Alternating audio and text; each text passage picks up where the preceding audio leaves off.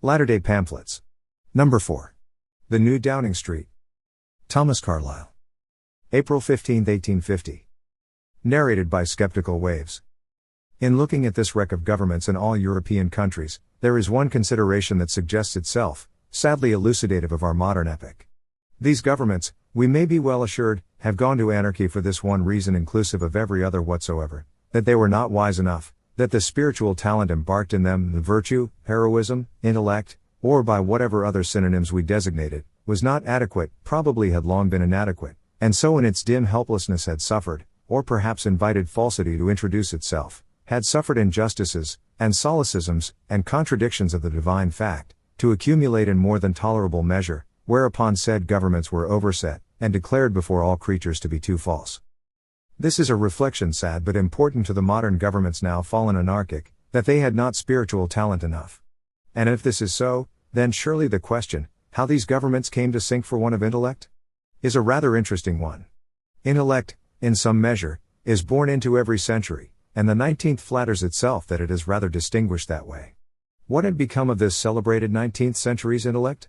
Surely some of it existed, and was developed withal, nay in the undeveloped, unconscious, or inarticulate state, it is not dead, but alive and at work, if mutely not less beneficently, some think even more so. And yet governments, it would appear, could by no means get enough of it, almost none of it came their way. What had become of it? Truly there must be something very questionable, either in the intellect of this celebrated century, or in the methods governments now have of supplying their wants from the same.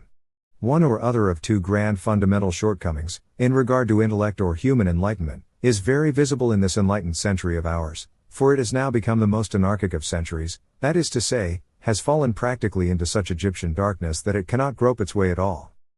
Nay, I rather think both of these shortcomings, fatal deficits both, are chargeable upon us, and it is the joint harvest of both that we are now reaping with such havoc to our affairs.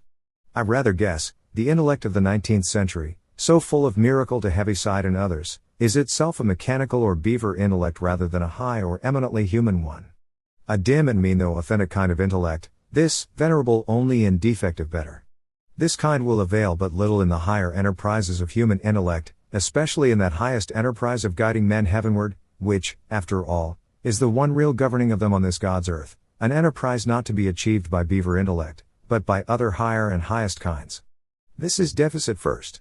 And then secondly, governments have, really to a fatal and extraordinary extent, neglected in late ages to supply themselves with what intellect was going, having, as was too natural in the dim time, taken up a notion that human intellect, or even beaver intellect, was not necessary to them at all, but that a little of the vulpine sort, if attainable, supported by routine, red tape traditions, and tolerable parliamentary eloquence on occasion, would very well suffice.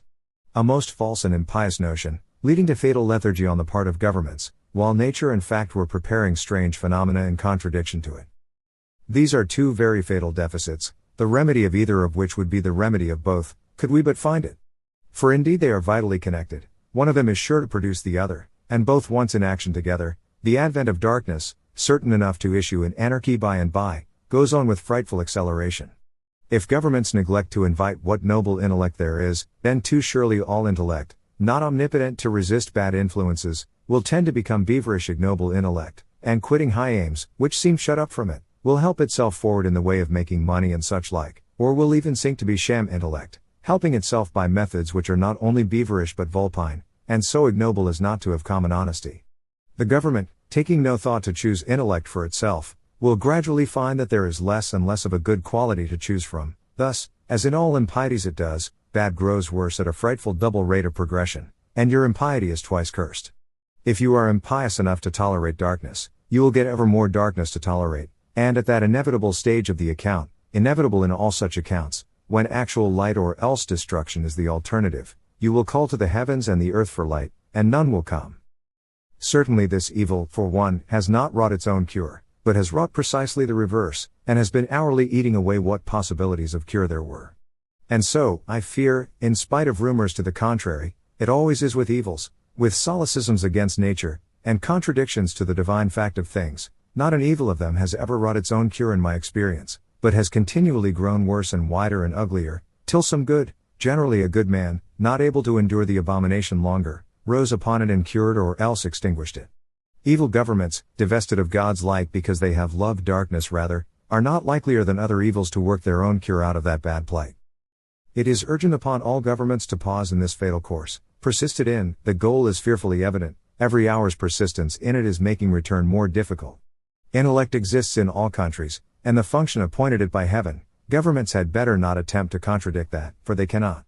Intellect has to govern in this world and will do it, if not in alliance with so-called governments of red tape and routine, then in divine hostility to such, and sometimes alas in diabolic hostility to such, and in the end, as sure as heaven is higher than Downing Street, and the laws of nature are tougher than red tape, with entire victory over them and entire ruin to them. If there is one thinking man among the politicians of England, I consider these things extremely well worth his attention just now. Who are available to your offices in Downing Street? All the gifted souls, of every rank, who are born to you in this generation. These are appointed, by the true eternal divine right which will never become obsolete, to be your governors and administrators, and precisely as you employ them, or neglect to employ them, will your state be favored of heaven or disfavored. This noble young soul, you can have him on either of two conditions, and on one of them, since he is here in the world, you must have him.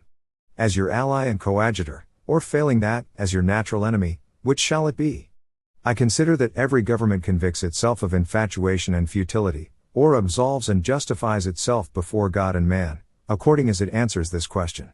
With all sublunary entities, this is the question of questions. What talent is born to you? How do you employ that? The crop of spiritual talent that is born to you, of human nobleness and intellect and heroic faculty, this is infinitely more important than your crops of cotton or corn, or wine or herrings or whale oil, which the newspapers record with such anxiety every season. This is not quite counted by seasons, therefore the newspapers are silent, but by generations and centuries, I assure you it becomes amazingly sensible, and surpasses, as heaven does earth, all the corn and wine, and whale oil and California bullion, or any other crop you grow. If that crop cease, the other crops, please to take them also, if you are anxious about them. That once ceasing, we may shut shop, for no other crop whatever will stay with us, nor is worth having if it would. To promote men of talent, to search and sift the whole society and every class for men of talent, and joyfully promote them, has not always been found impossible. In many forms of polity they have done it, and still do it, to a certain degree. The degree to which they succeed in doing it marks, as I have said, with very great accuracy the degree of divine and human worth that is in them, the degree of success or real ultimate victory they can expect to have in this world. Think, for example, of the old Catholic Church, in its merely terrestrial relations to the state, and see if your reflections, and contrasts with what now is, are of an exulting character.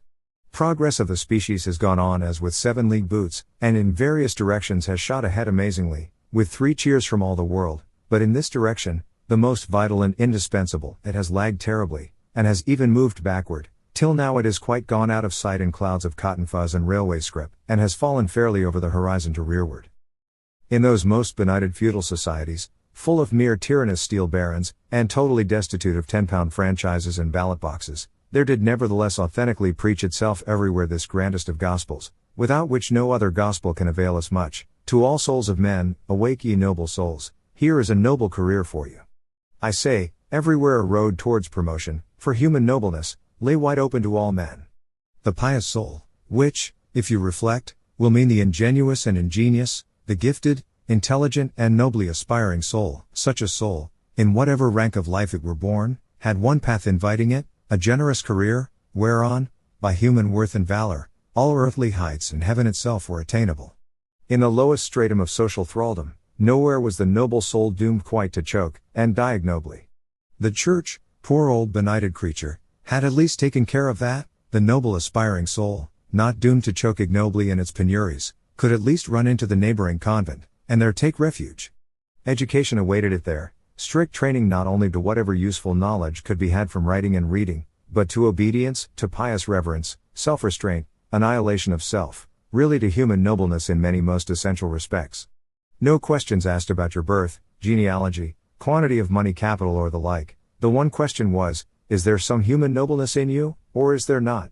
The poor neat-herd's son, if he were a noble of nature, might rise to priesthood, to high priesthood, to the top of this world, and best of all, he had still high heaven lying high enough above him, to keep his head steady, on whatever height or in whatever depth his way might lie. A thrice glorious arrangement, when I reflect on it, most salutary to all high and low interests, a truly human arrangement. You made the born noble yours, welcoming him as what he was, the sent of heaven. You did not force him either to die or become your enemy, idly neglecting or suppressing him as what he was not, a thing of no worth. You accepted the blessed light, and in the shape of infernal lightning it needed not to visit you. How, like an immense mine shaft through the dim oppressed strata of society, this institution of the priesthood ran, opening, from the lowest depths towards all heights and towards heaven itself, a free road of egress and emergence towards virtuous nobleness, heroism and well-doing, for every born man. This we may call the living lungs and blood circulation of those old feudalisms.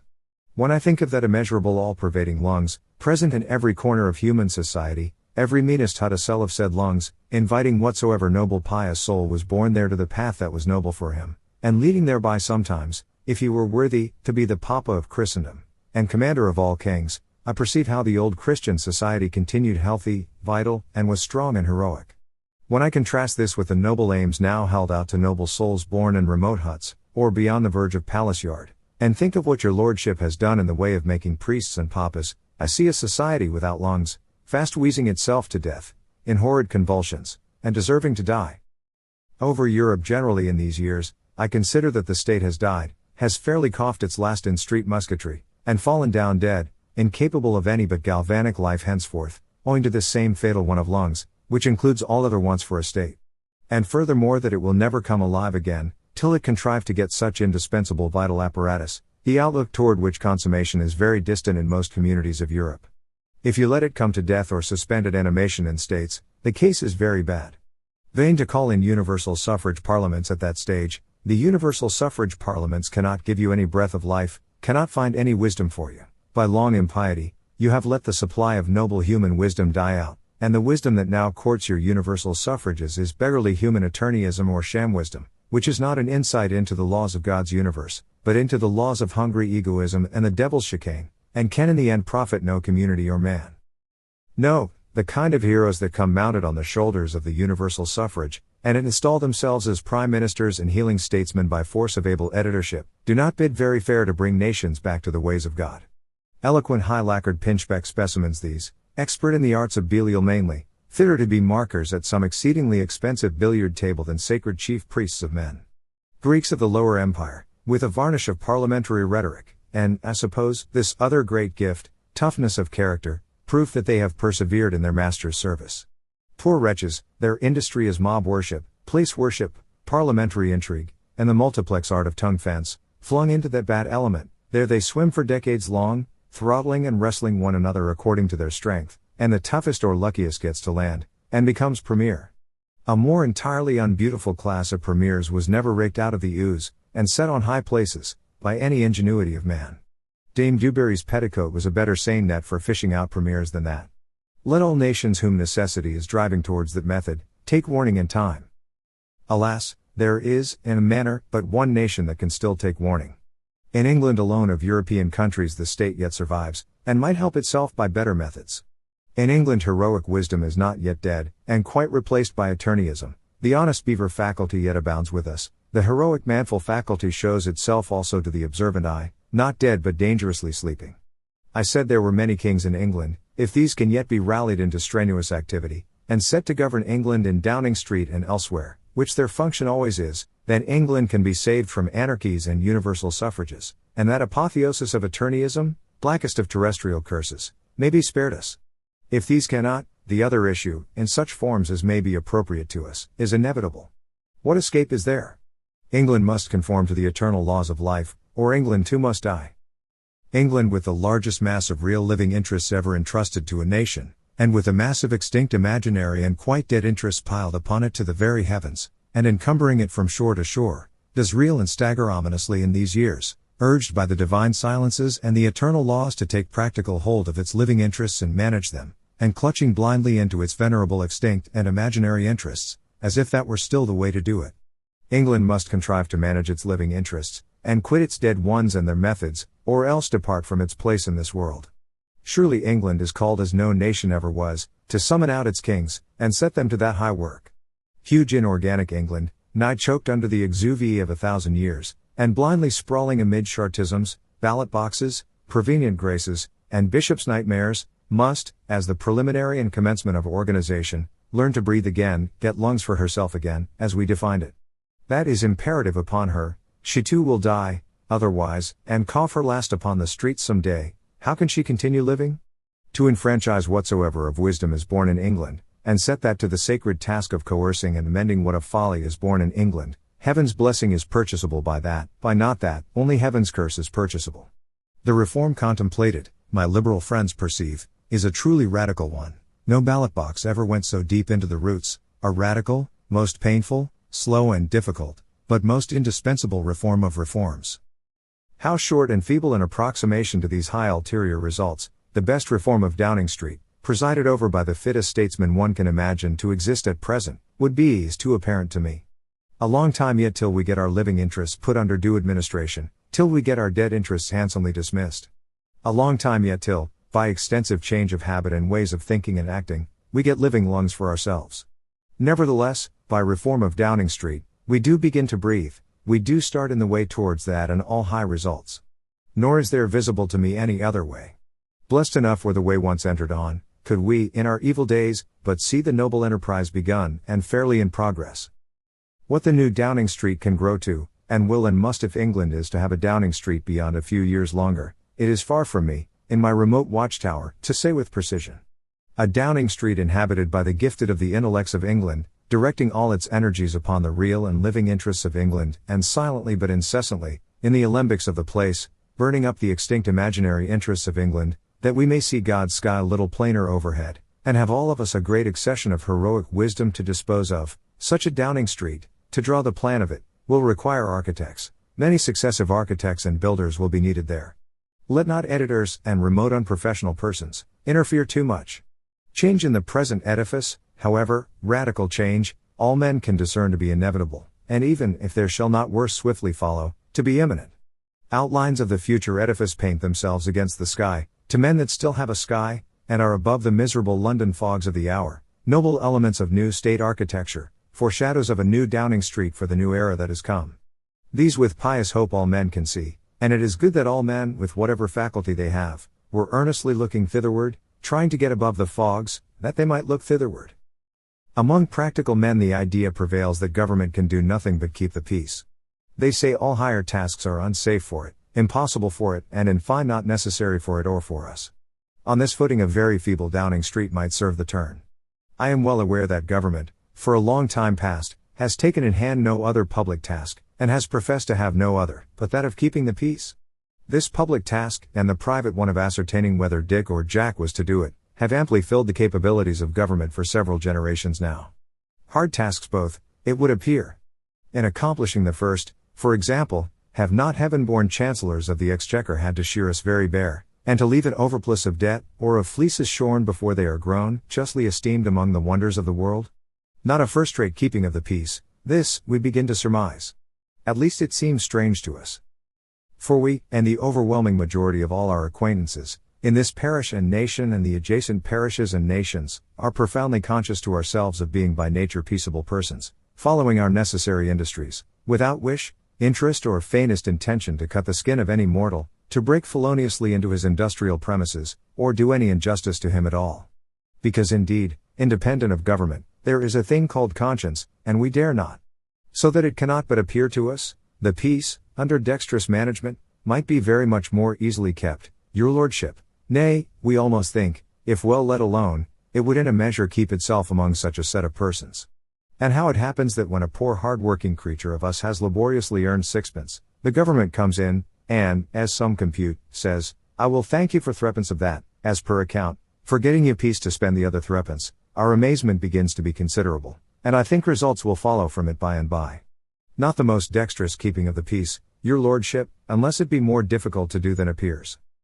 Our domestic peace, we cannot but perceive, as good as keeps itself. Here and there a select equitable person, appointed by the public for that end, clad in ermine, and backed by certain companies of blue police, is amply adequate, without a moderate outlay in money or otherwise, to keep down the few exceptional individuals of the scoundrel kind, who, we observe, by the nature of them, are always weak and inconsiderable. And as to foreign peace, really all Europe, now especially with so many railroads, public journals, printed books, penny post, bills of exchange, and continual intercourse and mutual dependence, is more and more becoming, so to speak, one parish, the parishioners of which being, as we ourselves are, in immense majority peaceable hard-working people, could, if they were moderately well guided, have almost no disposition to quarrel. Their economic interests are one, to buy in the cheapest market and sell in the dearest. Their faith, any religious faith they have, is one, to annihilate shams, by all methods, street barricades included. Why should they quarrel? The Tsar of Russia, in the eastern parts of the parish, may have other notions, but he knows too well he must keep them to himself. He, if he meddled with the western parts, and attempted anywhere to crush or disturb that sacred democratic faith of theirs, is aware there would rise from 150 million human throats such a hymn of the Marseillaise as was never heard before, and in England, France, Germany, Poland, Hungary, and the 9 kingdoms, hurling themselves upon him in never imagined fire of vengeance, would swiftly reduce his Russia and him to a strange situation. Wherefore he forbears, and being a person of some sense, will long forbear.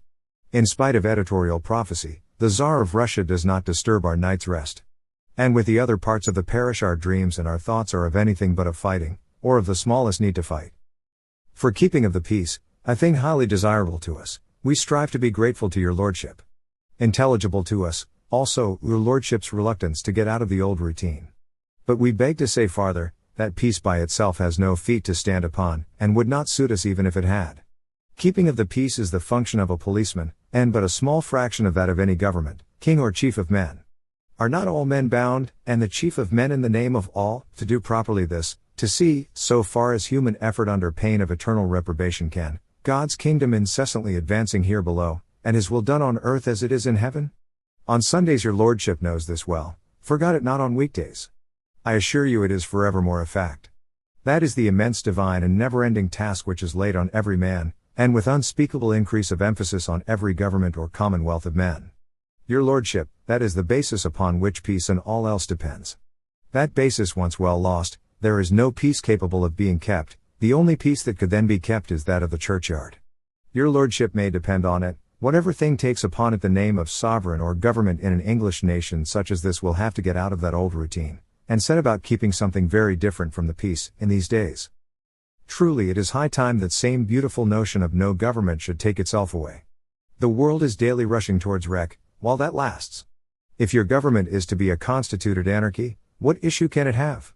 Our one interest in such government is, that it would be kind enough to cease and go its ways, before the inevitable arrive.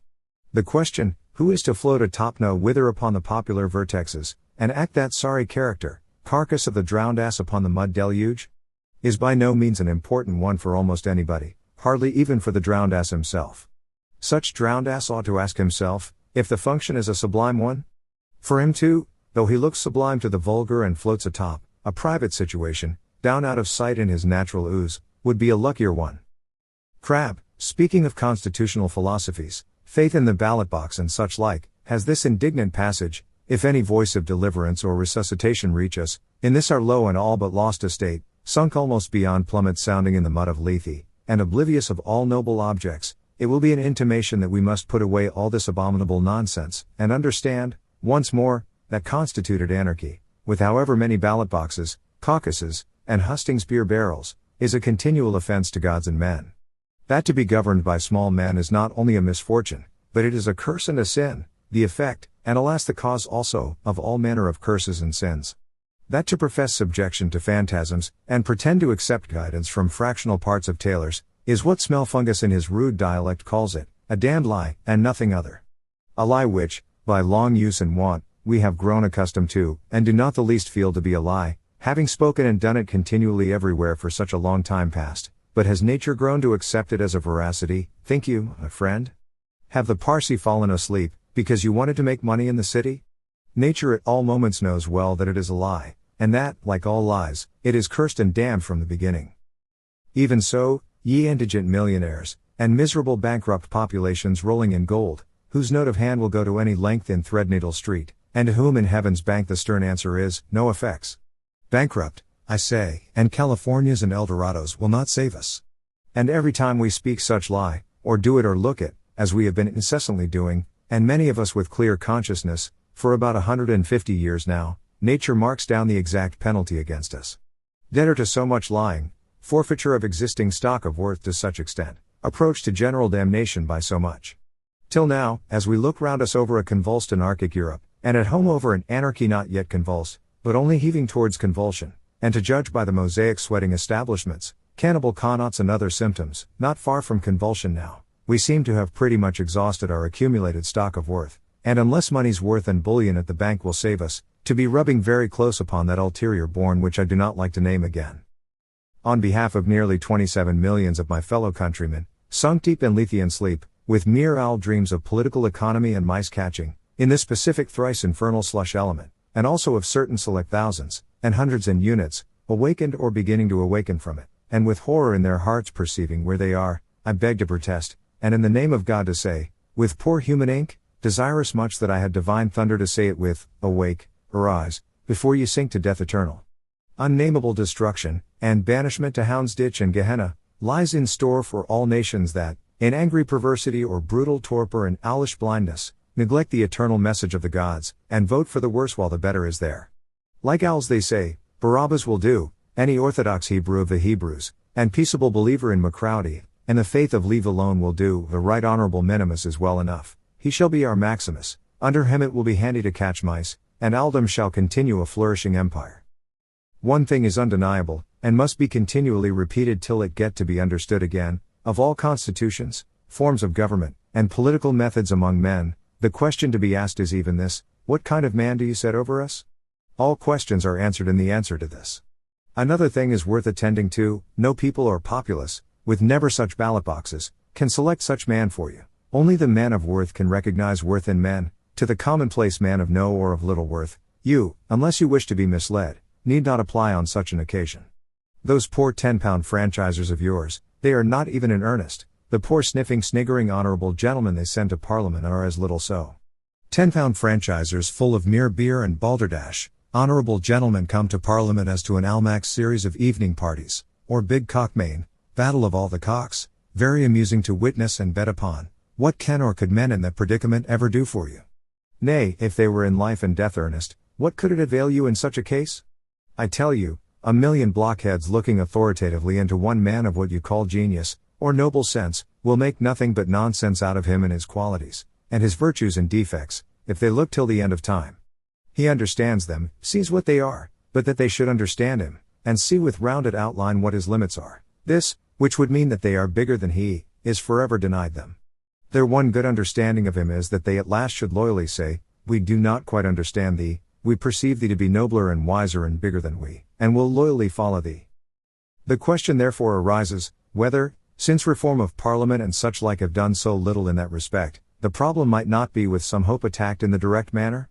Suppose all our institutions, and public methods of procedure, to continue for the present as they are, and suppose farther a reform premier, and the English nation once awakening under him to a due sense of the infinite importance, nay the vital necessity there is of getting able and abler men, might not some heroic wisdom, and actual ability to do what must be done, prove discoverable to said premier, and so the indispensable heaven's blessing descend to us from above, since none has yet sprung from below.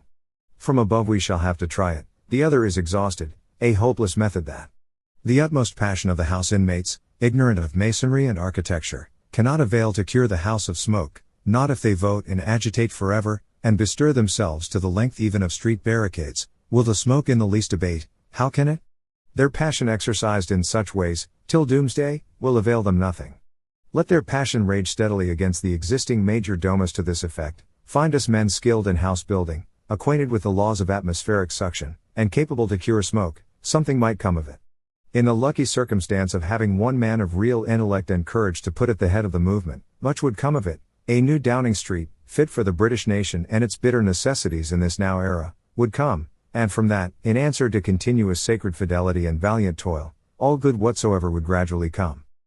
Of the continental nuisance called bureaucracy, if this should alarm any reader, I can see no risk or possibility in England. Democracy is hot enough here, fierce enough, it is perennial, universal, clearly invincible among us henceforth.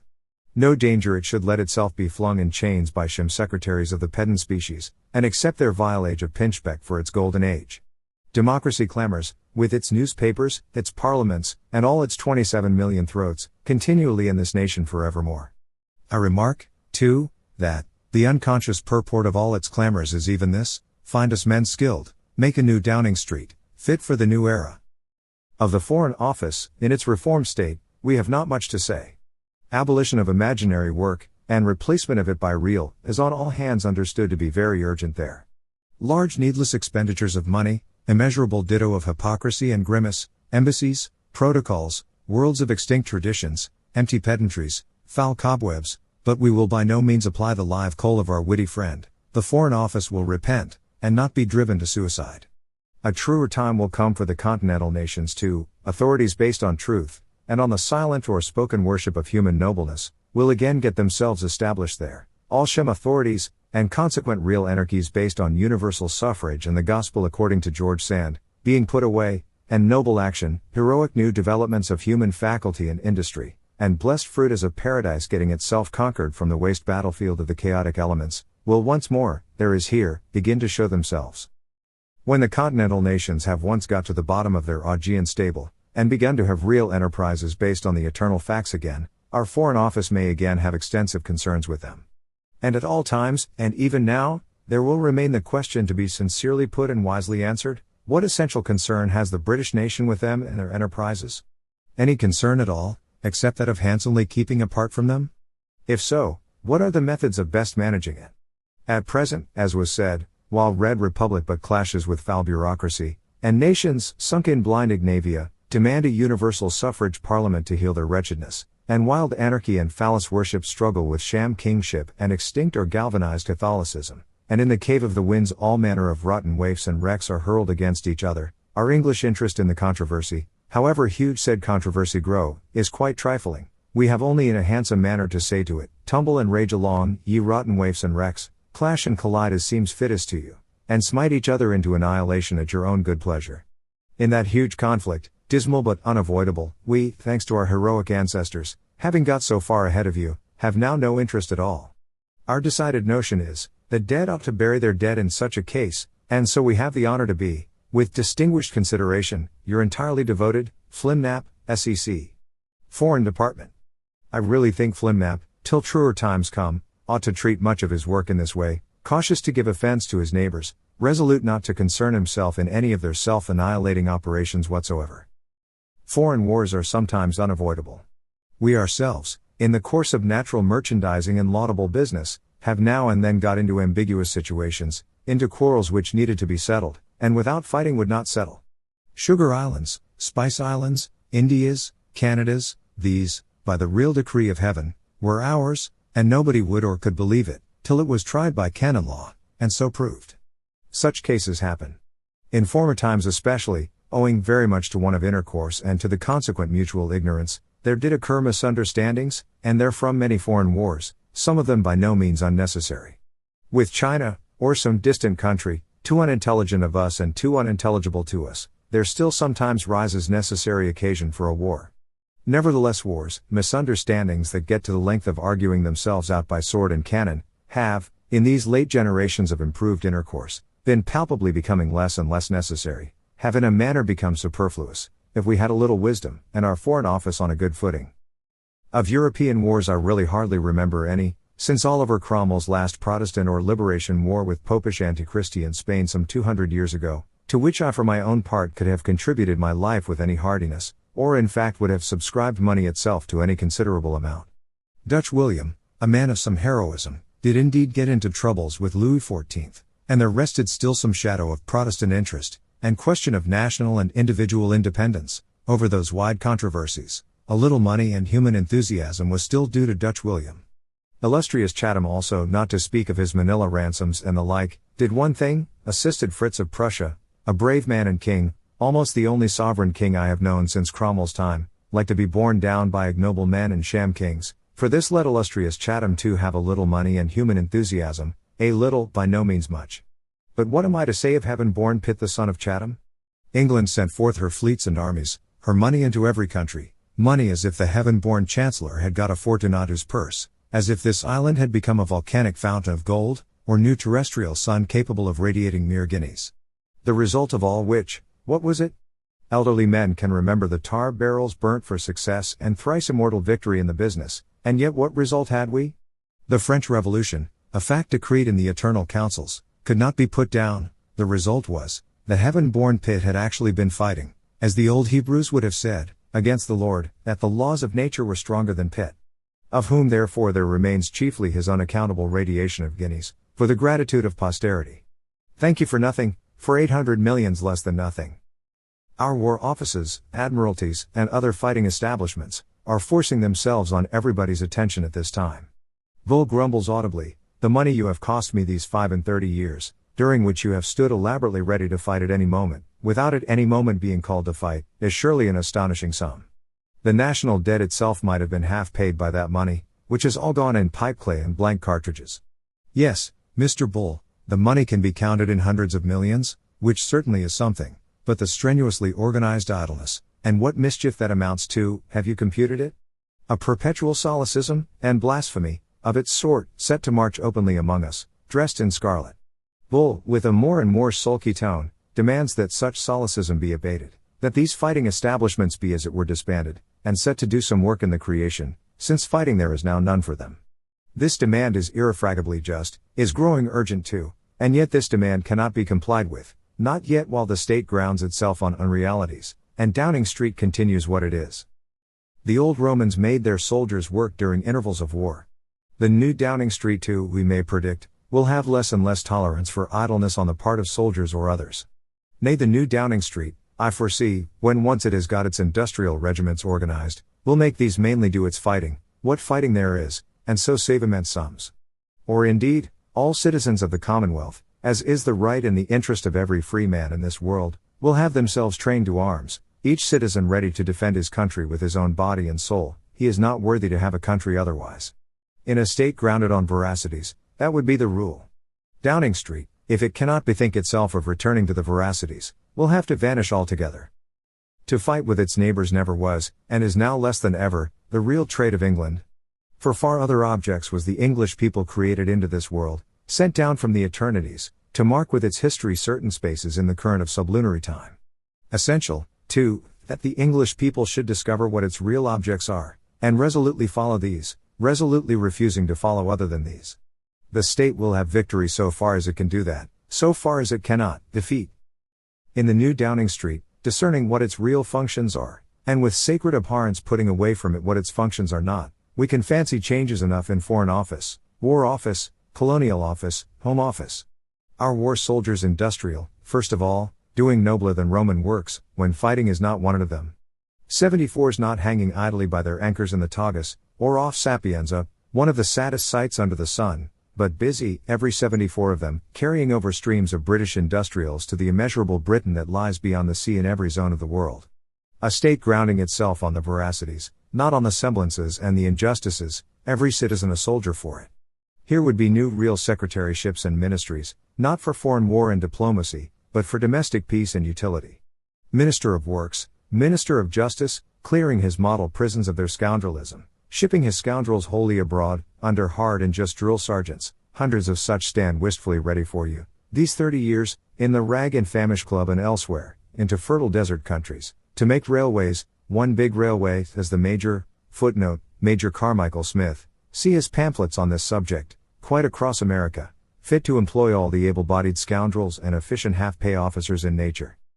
Lastly, or rather firstly, and as the preliminary of all, would there not be a Minister of Education? Minister charged to get this English people taught a little, at his and our peril. Minister of Education, no longer dolefully embayed amid the wreck of moribund religions, but clear ahead of all that, steering, free and piously fearless, towards his divine goal under the eternal stars. O heaven, and are these things forever impossible, then? Not a whit. Tomorrow morning they might all begin to be, and go on through blessed centuries realizing themselves, if it were not that, alas, if it were not that we are most of us insincere persons, shem-talking machines and hollow windy fools. Which it is not impossible that we should cease to be, I hope. Constitutions for the colonies are now on the anvil, the discontented colonies are all to be cured of their miseries by constitutions. Whether that will cure their miseries, or only operate as a Godfrey's cordial to stop their whimpering, and in the end worsen all their miseries, may be a sad doubt to us. One thing strikes a remote spectator in these colonial questions, the singular placidity with which the British statesman at this time, backed by McCrowdy and the British money classes, is prepared to surrender whatsoever interest Britain, as foundress of those establishments, might pretend to have in the decision. If you want to go from us, go, we by no means want you to stay, you cost us money yearly, which is scarce, desperate quantities of trouble too, why not go, if you wish it? Such is the humor of the British statesmen, at this time. Men clear for rebellion, annexation as they call it, walk openly abroad in our American colonies, found newspapers, whole platform palaverings. From Canada there comes duly by each mail a regular statistic of annexationism, increasing fast in this quarter, diminishing in that, Majesty's Chief Governor seeming to take it as a perfectly open question, Majesty's Chief Governor in fact seldom appearing on the scene at all, except to receive the impact of a few rotten eggs on occasion, and then duck in again to his private contemplations. And yet one would think the Majesty's Chief Governor ought to have a kind of interest in the thing? Public liberty is carried to a great length in some portions of Her Majesty's dominions. But the question, are we to continue subjects of Her Majesty, or start rebelling against her? So many as are for rebelling, hold up your hands. Here is a public discussion of a very extraordinary nature to be going on under the nose of a Governor of Canada. How the Governor of Canada, being a British piece of flesh and blood, and not a Canadian lumber log of mere pine and rosin, can stand it, is not very conceivable at first view. He does it, seemingly, with the stoicism of a Zeno. It is a constitutional sight like few. And yet an instinct deeper than the gospel of McCrowdy teaches all men that colonies are worth something to a country. That if, under the present colonial office, they are a vexation to us and themselves, some other colonial office can and must be contrived which shall render them a blessing, and that the remedy will be to contrive such a colonial office or method of administration, and by no means to cut the colonies loose.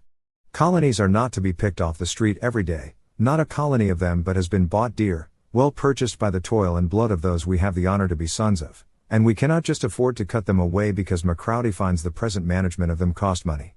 The present management will indeed require to be cut away, but as for the colonies, we purpose through heaven's blessing to retain them a while yet.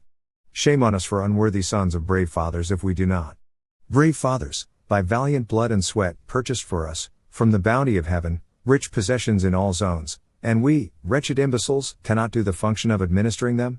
And because the accounts do not stand well in the ledger, our remedy is, not to take shame to ourselves, and repent in sackcloth and ashes, and amend our beggarly imbecilities and insincerities in that as in other departments of our business, but to fling the business overboard, and declare the business itself to be bad? We are a hopeful set of heirs to a big fortune. It does not suit our Manton gunneries, grouse shootings, mousings in the city, and like spirited young gentlemen we will give it up, and let the attorneys take it? Is there no value, then, in human things, but what can write itself down in the cash ledger? All men know, and even McCrowdy in his inarticulate heart knows, that to men and nations there are invaluable values which cannot be sold for money at all. George Robins is great, but he is not omnipotent. George Robins cannot quite sell heaven and earth by auction, excellent though he be at the business. Nay, if McCrowdy offered his own life for sale in Threadneedle Street, would anybody buy it? Not I, for one. Nobody bids, pass on to the next lot, answers Robins. And yet to McCrowdy this unsaleable lot is worth all the universe, nay, I believe, to us also it is worth something. Good munitions, as to several things, do lie in this professor of the dismal science, and considerable sums even of money, not to speak of other benefit, will yet come out of his life in him, for which nobody bids. Robins has his own field where he reigns triumphant, but to that we will restrict him with iron limits, and neither colonies nor the lives of professors, nor other such invaluable objects shall come under his hammer. Bad state of the ledger will demonstrate that your way of dealing with your colonies is absurd, and urgently in want of reform, but to demonstrate that the empire itself must be dismembered to bring the ledger straight? Oh never! Something else than the ledger must intervene to do that. Why does not England repudiate Ireland, and insist on the repeal, instead of prohibiting it under death penalties? Ireland has never been a paying speculation yet, nor is it like soon to be. Why does not Middlesex repudiate Surrey, and Chelsea Kensington, and each county and each parish, and in the end each individual set up for himself and his cash box, repudiating the other and his, because their mutual interests have got into an irritating course? They must change the course, seek till they discover a soothing one, that is the remedy, when limbs of the same body come to irritate one another. Because the paltry tatter of a garment, reticulated for you out of thrums and listings in Downing Street, ties foot and hand together in an intolerable manner, will you relieve yourself by cutting off the hand or the foot? You will cut off the paltry tatter of a pretended body coat, I think, and fling that to the nettles, and imperatively require one that fits your size better. Miserabler theory than that of money on the ledger being the primary rule for empires, or for any higher entity than city owls and their mice catching, cannot well be propounded. And I would by no means advise Felicissimiss, ill at ease on his high-trotting and now justly impatient Sleswicker, to let the poor horse in its desperation go in that direction for a momentary solace. If by lumber log governors, by Godfrey's cordial constitutions or otherwise, be contrived to cut off the colonies or any real right the big British Empire has in her colonies, both he and the British Empire will bitterly repent it one day. The Sleswicker, relieved in ledger for a moment, will find that it is wounded in heart and honor forever, and the turning of its wild four hoofs upon Felicissimiss as he lies in the ditch combed off, is not a thing I like to think of. Britain, whether it be known to Felicissimiss or not, has other tasks appointed her in God's universe than the making of money, and woe will betide her if she forget those other withal. Tasks, colonial and domestic, which are of an eternally divine nature, and compared with which all money, and all that is procurable by money, are in strict arithmetic and imponderable quantity, have been assigned this nation, and they also at last are coming upon her again, clamorous, abstruse, inevitable, much to her bewilderment just now. This poor nation, painfully dark about said tasks and the way of doing them, means to keep its colonies nevertheless, as things which somehow or other must have a value, were it better seen into. They are portions of the general earth, where the children of Britain now dwell, where the gods have so far sanctioned their endeavor, as to say that they have a right to dwell. England will not readily admit that her own children are worth nothing but to be flung out of doors. England looking on her colonies can say, here are lands and seas, spice lands, corn lands, timberlands, overarched by zodiacs and stars, clasped by many sounding seas, wide spaces of the Maker's building, fit for the cradle yet of mighty nations in their sciences and heroisms. Fertile continents still inhabited by wild beasts are mine, into which all the distressed populations of Europe might pour themselves, and make at once an old world and a new world human. By the eternal fiat of the gods, this must yet one day be, this, by all the divine silences that rule this universe, silent to fools, eloquent and awful to the hearts of the wise, is incessantly at this moment, and at all moments, commanded to begin to be. Unspeakable deliverance, and new destiny of thousandfold expanded manfulness for all men, dawns out of the future here. To me has fallen the godlike task of initiating all that, of me and of my colonies. The abstruse future asks, are you wise enough for so sublime a destiny? Are you too foolish? That you ask advice of whatever wisdom is to be had in the colony, and even take note of what unwisdom is in it, and record that too as an existing fact, will certainly be very advantageous. But I suspect the kind of parliament that will suit a colony is much of a secret just now.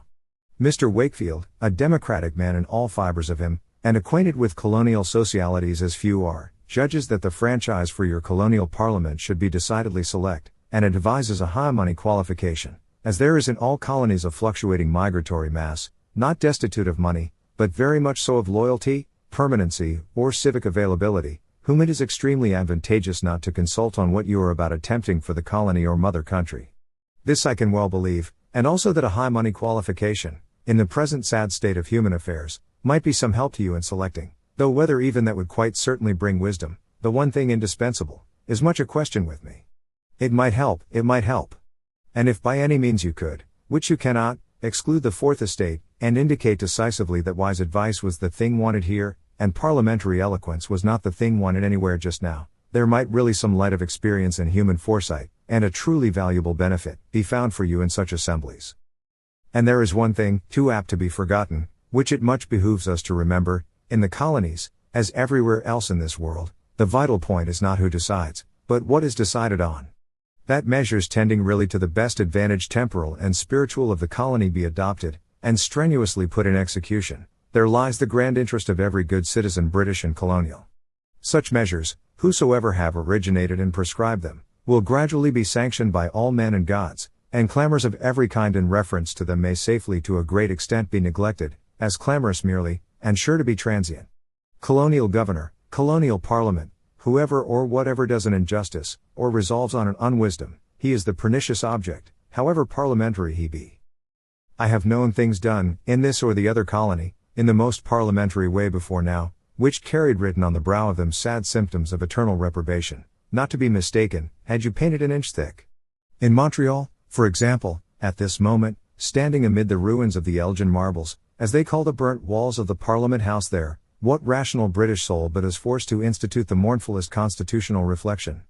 Some years ago the Canadas, probably not without materials for discontent, and blown upon by skillful artists, blazed up into crackling of musketry, open flame of rebellion, A thing smacking of the gallows in all countries that pretend to have any government. Which flame of rebellion, had there been no loyal population to fling themselves upon it at peril of their life, might have ended we know not how. It ended speedily, in the good way. Canada got a Godfrey's cordial constitution, and for the moment all was varnished into some kind of feasibility again. A most poor feasibility, momentary, not lasting, nor like to be of profit to Canada. For this year, the Canadian most constitutional parliament, such a congeries of persons as one can imagine, decides that the aforesaid flame of rebellion shall not only be forgotten as per bargain, but that, the loyal population, who flung their lives upon it and quenched it in the nick of time, shall pay the rebels their damages. Of this, I believe, on sadly conclusive evidence, there is no doubt whatever. Such, when you wash off the constitutional pigments, is the death's head that discloses itself. I can only say, if all the parliaments in the world were to vote that such a thing was just, I should feel painfully constrained to answer, at my peril, no, by the eternal, never. And I would recommend any British governor who might come across that business, there or here, to overhaul it again. What the meaning of a governor, if he is not to overhaul and control such things, may be, I cannot conjecture. A Canadian lumber log may as well be made governor.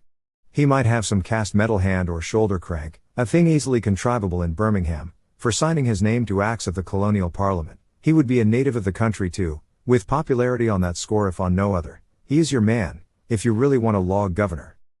I perceive therefore that, besides choosing parliaments never so well, the new colonial office will have another thing to do, contrive to send out a new kind of governors to the colonies. This will be the mainspring of the business. Without this the business will not go at all. An experienced, wise and valiant British man, to represent the imperial interest, he, with such a speaking or silent collective wisdom as he can gather round him in the colony, will evidently be the condition of all good between the mother country and it. If you can find such a man, your point is gained. If you cannot, lost.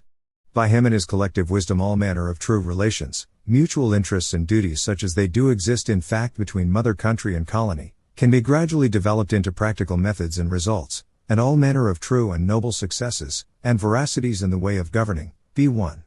Choose well your governor, not from this or that poor section of the aristocracy, military, naval, or red tapist. Wherever there are born kings of men, you had better seek them out, and breed them to this work. All sections of the British population will be open to you, and, on the whole, you must succeed in finding a man fit. And having found him, I would farther recommend you to keep him some time. It would be a great improvement to end this present nomadism of colonial governors. Give your governor due power, and let him know withal that he is wedded to his enterprise, and having once well learned it, shall continue with it, that it is not a Canadian lumber log you want there, to tumble upon the vertexes and sign its name by a Birmingham shoulder crank, but a governor of men, who, we mean, shall fairly gird himself to his enterprise, and fail with it and conquer with it, and as it were live and die with it. He will have much to learn, and having once learned it, will stay and turn his knowledge to account. From this kind of governor, were you once in the way of finding him with moderate certainty, from him and his collective wisdom, all good whatsoever might be anticipated. And surely, were the colonies once enfranchised from red tape, and the poor mother country once enfranchised from it, were our idle 74s all busy carrying out streams of British industrials, and those scoundrel regiments all working, under divine drill sergeants, at the Grand Atlantic and Pacific Junction Railway, poor Britain and her poor colonies might find that they had true relations to each other, that the imperial mother and her constitutionally obedient daughters were not a red tape fiction, provoking bitter mockery as at present, but a bless God's fact destined to fill half the world with its fruits one day. But undoubtedly our grand primary concern is the Home Office, and its Irish giant named of despair. When the Home Office begins dealing with this Irish giant, which it is vitally urgent for us the Home Office should straightway do, it will find its duties enlarged to a most unexpected extent, and, as it were, altered from top to bottom. A change time now when the question is, what to do with 3 millions of paupers, come upon you for food, since you have no work for them, increasing at a frightful rate per day. Home Office, Parliament, King, Constitution will find that they have now, if they will continue in this world long, got a quite immense new question and continually recurring set of questions. That huge question of the Irish giant with his Scotch and English giant progeny advancing open-mouthed upon us, will, as I calculate, change from top to bottom not the Home Office only but all manner of offices and institutions whatsoever, and gradually the structure of society itself. I perceive, it will make us a new society, if we are to continue a society at all. For the alternative is not, stay where we are, or change. But change, with new wise effort fit for the new time, to true and wider nobler national life, or change, by indolent folding of the arms, as we are now doing, in horrible anarchies and convulsions to dissolution, to national death, or suspended animation? Suspended animation itself is a frightful possibility for Britain. This anarchy whither all Europe has preceded us, where all Europe is now weltering, would suit us as ill as any. The question for the British nation is, can we work our course pacifically, on firm land, into the new era, or must it be, for us too, as for all the others, through black abysses of anarchy, hardly escaping, if we do with all our struggles escape, the jaws of eternal death? For pauperism, though it now absorbs its high figure of millions annually, is by no means a question of money only, but of infinitely higher and greater than all conceivable money. If our Chancellor of the Exchequer had a Fortunatus purse, and miraculous sacks of Indian meal that would stand scooping from forever, I say, even on these terms pauperism could not be endured, and it would vitally concern all British citizens to abate pauperism, and never rest till they had ended it again. Pauperism is the general leakage through every joint of the ship that it has rotten. Were all men doing their duty, or even seriously trying to do it, there would be no pauper. Were the pretended captains of the world at all in the habit of commanding, were the pretended teachers of the world at all in the habit of teaching, of admonishing said captains among others, and with sacred zeal apprising them to what place such neglect was leading, how could pauperism exist? Pauperism would lie far over the horizon. We should be lamenting and denouncing quite inferior sins of men, which were only tending afar off towards pauperism. A true captaincy, a true teachership, either making all men and captains know and devoutly recognize the eternal law of things, or else breaking its own heart, and going about with sackcloth round its loins, in testimony of continual sorrow and protest, and prophecy of God's vengeance upon such a course of things, either of these divine equipments would have saved us, and it is because we have neither of them that we are come to such a pass. We may depend upon it, where there is a pauper, there is a sin. To make one pauper there go many sins. Pauperism is our social sin grown manifest, developed from the state of a spiritual ignobleness, a practical impropriety and base oblivion of duty, to an affair of the ledger. Here is not now an unheeded sin against God, here is a concrete ugly bulk of beggary demanding that you should buy Indian meal for it. Men of reflection have long looked with a horror for which there was no response in the idle public, upon pauperism, but the quantity of meal it demands has now awakened men of no reflection to consider it. Pauperism is the poisonous dripping from all the sins, and putrid unveracities and God-forgetting greedinesses and devil-serving cants and Jesuitisms, that exist among us. Not one idle sham lounging about creation upon false pretenses, upon means which he has not earned, upon theories which he does not practice, but yields his share of pauperism somewhere or other. His sham work oozes down, finds at last its issue as human pauperism, in a human being that by those false pretenses cannot live. The idle workhouse, now about to burst of overfilling, what is it but the scandalous poison tank of drainage from the universal Stygian quagmire of our affairs? Workhouse paupers, immortal sons of Adam rotted into that scandalous condition, subter slavish, demanding that you would make slaves of them as an unattainable blessing. My friends, I perceive the quagmire must be drained, or we cannot live. And farther, I perceive, this of pauperism is the corner where we must begin, the levels all pointing thitherward, the possibilities lying all clearly there. On that problem we shall find that innumerable things, that all things whatsoever hang. By courageous steadfast persistence in that, I can foresee society itself regenerated. In the course of long strenuous centuries, I can see the state become what it is actually bound to be, the keystone of a most real organization of labor, and on this earth a world of some veracity, and some heroism, once more worth living in. The state in all European countries, and in England first of all, as I hope, will discover that its functions are now, and have long been, very wide of what the state in old pedant Downing Streets has aimed at, that the state is, for the present, not a reality but in great part a dramatic speciosity, expending its strength in practices and objects fallen many of them quite obsolete, that it must come a little nearer the true aim again, or it cannot continue in this world. The champion of England eased in iron or tin, and able to mount his horse with little assistance, this champion and the thousandfold cousinry of phantasms he has, nearly all dead now but still walking as ghosts, must positively take himself away, who can endure him, and his solemn trumpetings and obsolete gesticulations, in a time that is full of deadly realities, coming open-mouthed upon us? At Drury Lane, let him play his part, him and his thousandfold cousinry, and welcome, so long as any public will pay a shilling to see him, but on the solid earth, under the extremely earnest stars, we dare not palter with him, or accept his tomfooleries any more. Ridiculous they seem to some, horrible they seem to me, all lies, if one look whence they come and whither they go, are horrible.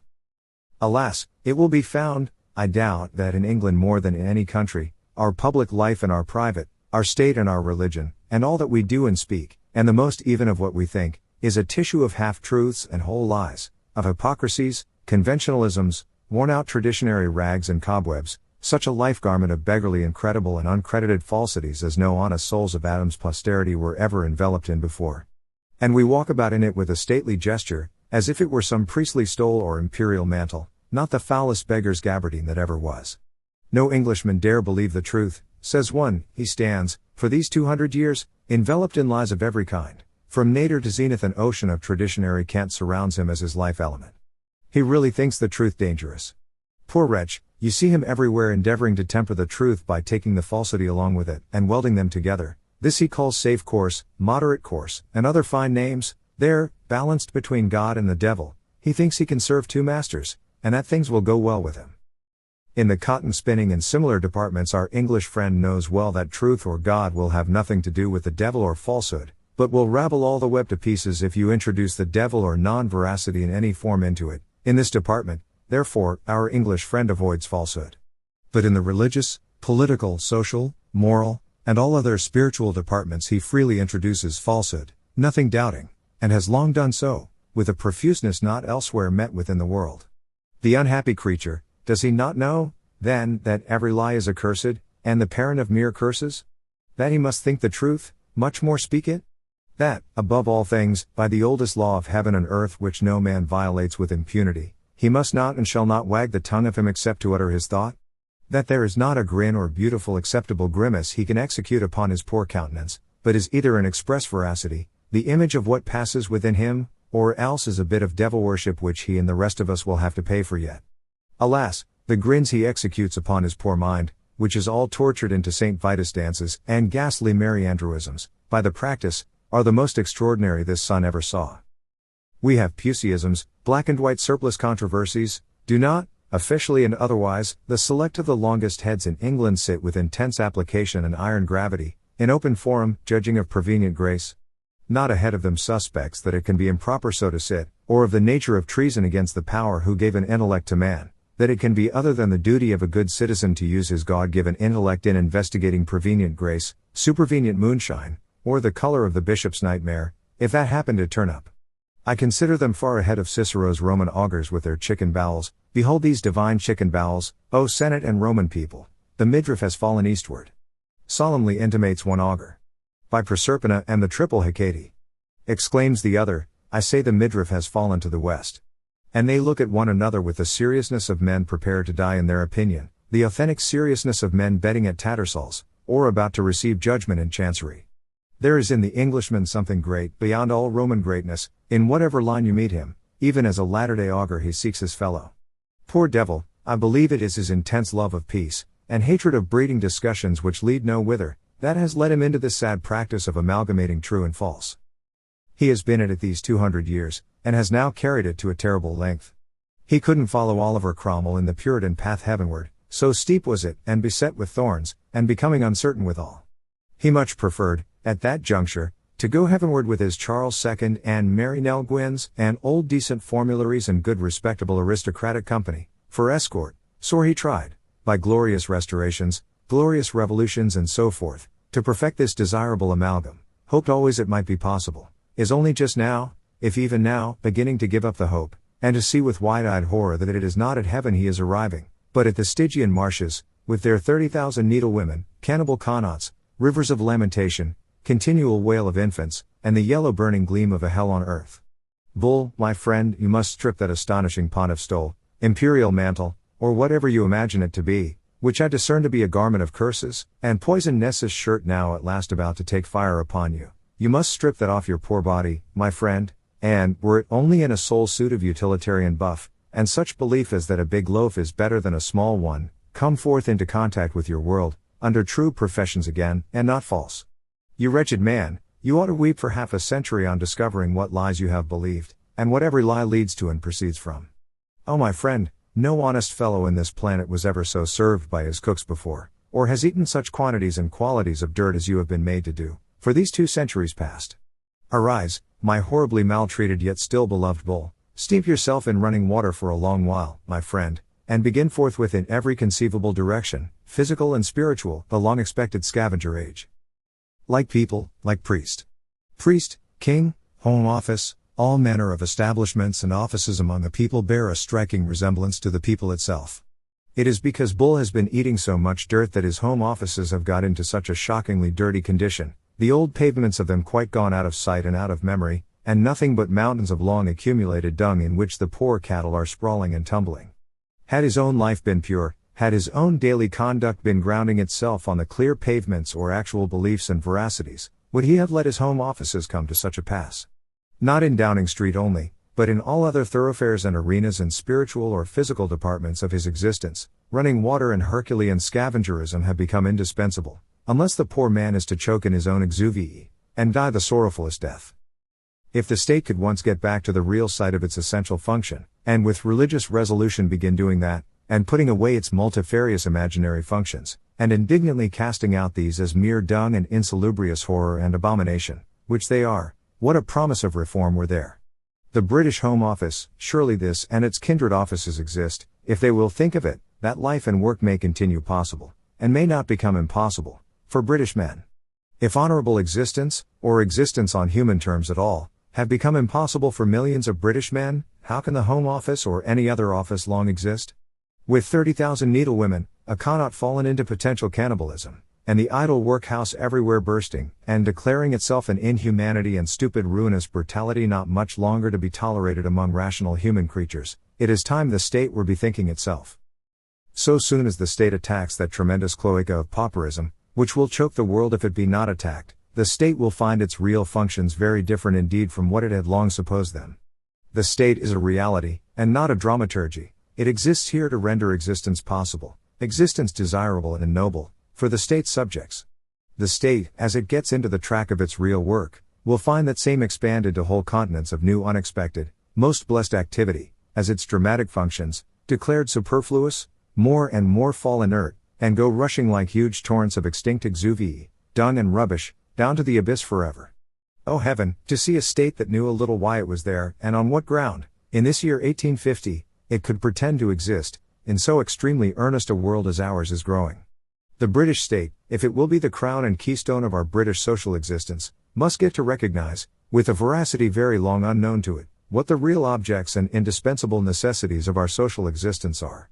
Good heavens, it is not prevenient grace, or the color of the bishop's nightmare, that is pinching us. It is the impossibility to get along any farther for mountains of accumulated dung and falsity and horror, the total closing up of noble aims from every man, of any aim at all, from many men, except that of rotting out in idle workhouses an existence below that of beasts.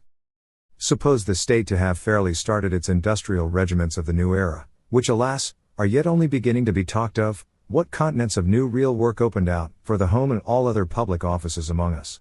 Suppose the Home Office looking out, as for life and salvation, for proper men to command these regiments.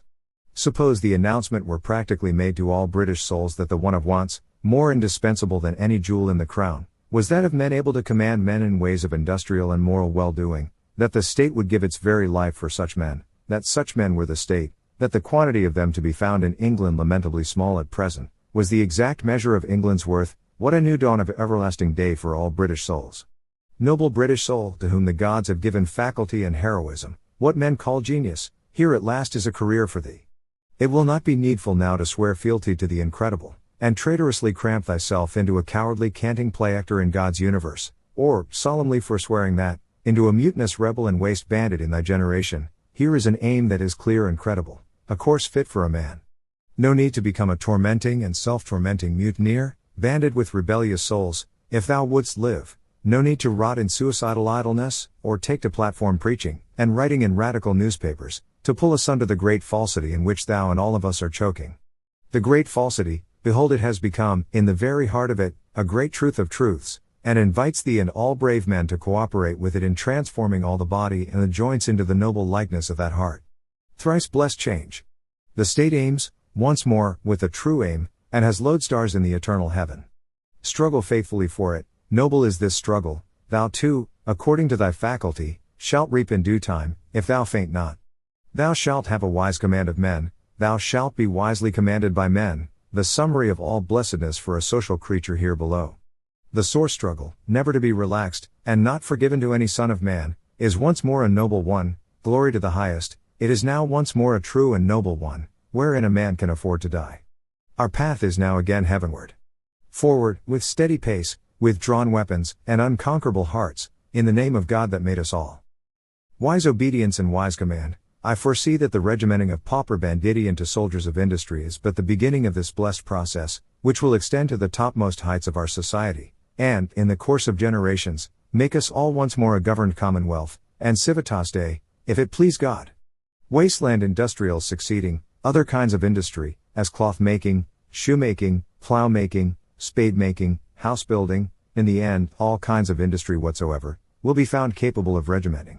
Mill operatives, all manner of free operatives, as yet unregimented, nomadic under private masters, they, seeing such example and its blessedness, will say, Masters, you must regiment us a little, make our interests with you permanent a little, instead of temporary and nomadic, we will enlist with the state otherwise. This will go on the one hand, while the state operation goes on the other, thus will all masters of workmen, private captains of industry, be forced to incessantly cooperate with the state and its public captains, they regimenting in their way, the state in its way, with ever-widening field, till their fields meet, so to speak, and coalesce, and there be no unregimented worker, or such only as are fit to remain unregimented, any more. Oh my friends, I clearly perceive this horrible cloaca of pauperism, wearing nearly bottomless now, is the point where we must begin. Here, in this plainly unendurable portion of the general quagmire, the lowest point of all, and hateful even to McCrowdy, must our main drain begin, steadily prosecuting that, tearing that along with Herculean labor and divine fidelity, we shall gradually drain the entire Stygian swamp, and make it all once more a fruitful field. For the state, I perceive, looking out with right sacred earnestness for persons able to command, will straightway also come upon the question, what kind of schools and seminaries, and teaching and also preaching establishments have I, for the training of young souls to take command and to yield obedience? Wise command, wise obedience, the capability of these two is the net measure of culture, and human virtue, in every man, all good lies in the possession of these two capabilities, all evil, wretchedness and ill success in the one of these. He is a good man that can command and obey, he that cannot is a bad. If my teachers and my preachers, with their seminaries, high schools and cathedrals, do train men to these gifts, the thing they are teaching and preaching must be true, if they do not true. The state, once brought to its veracities by the thumbscrew in this manner, what will it think of these same seminaries and cathedrals? I foresee that our Etons and Oxfords with their nonsense verses, college logics, and broken crumbs of mere speech, which is not even English or Teutonic speech, but old Grecian and Italian speech, dead and buried and much lying out of our way these 2,000 years last past, will be found a most astonishing seminary for the training of young English souls to take command in human industries, and act a valiant part under the sun. The state does not want vocables, but manly wisdoms and virtues. The state, does it want parliamentary orders, first of all, and men capable of writing books? What a ragfare of extinct monkeries, high piled here in the very shrine of our existence, fit to smite the generations with atrophy and beggarly paralysis, as we see it do. The Minister of Education will not want for work, I think, in the new Downing Street. How it will go with souls overseers, and what the new kind will be, we do not prophesy just now. Clear it is, however, that the last finish of the state's efforts, in this operation of regimenting, will be to get the true souls overseers set over men's souls, to regiment, as the consummate flower of all, and constitute into some sacred corporation, bearing authority and dignity in their generation, the chosen of the wise, of the spiritual and devout-minded, the reverent who deserve reverence, who are as the salt of the earth, that not till this is done can the state consider its edifice to have reached the first story, to be safe for a moment, to be other than an arch without the keystones, and supported hitherto on mere wood. How will this be done? Ask not, let the second or the third generation after this begin to ask. Alas, wise men do exist, born duly into the world in every current generation, but the getting of them regimented is the highest pitch of human polity, and the feat of all feats in political engineering, impossible for us, in this poor age, as the building of St. Paul's would be for Canadian beavers, acquainted only with the architecture of fish dams, and with no trowel but their tail. Literature, this strange entity so called, that indeed is here. If literature continue to be the haven of expatriated spiritualisms, and have its Johnsons, Goodis and true archbishops of the world, to show for itself as heretofore, there may be hope in literature. If literature dwindle, as is probable, into mere Merry Andrewism, windy twaddle, and feats of spiritual legerdemain, analogous to rope dancing, opera dancing, and street fiddling with a hat carried round for halfpence, or for guineas, there will be no hope in literature. What if our next set of souls overseers were to be silent ones very mainly?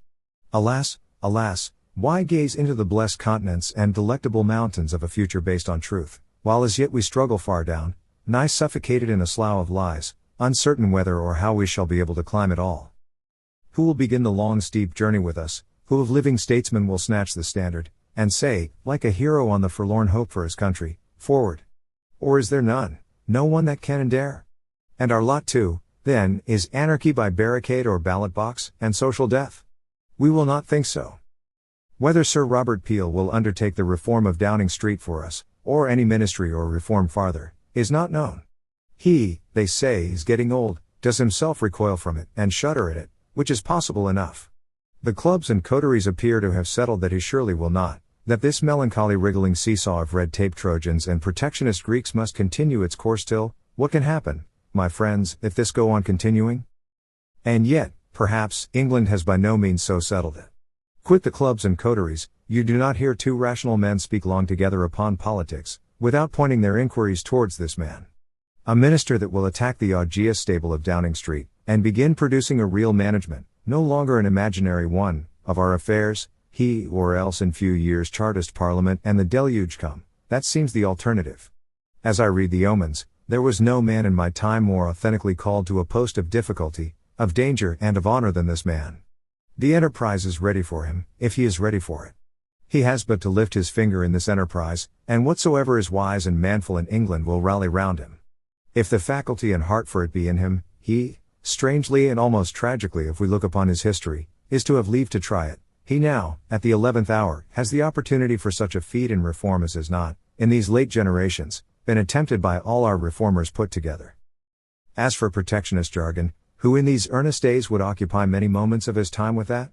A costermonger in this street, says Crabbe, finding lately that his rope of onions, which he hoped would have brought a shilling, was to go for only 7pence henceforth, burst forth into lamentation, execration and the most pathetic tears.